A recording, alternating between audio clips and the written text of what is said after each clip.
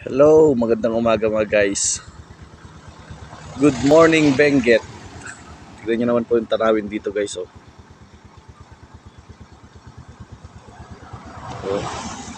talagang overlooking na naman po tayo sa mga bundok dito sa part po ng Benguet.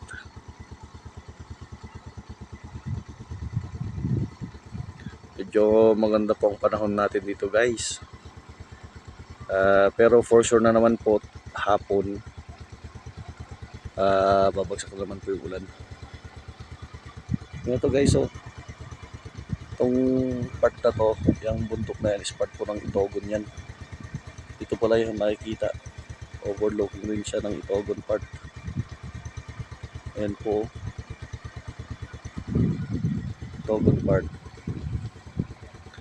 Tapos yung natatanaw po natin na mga kalsada po, yan yung kalsada po na yan.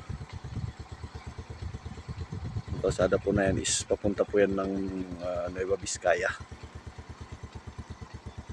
Tapos syempre po, yung part po na yan na bundok is Halsima Highway po yan mga guys.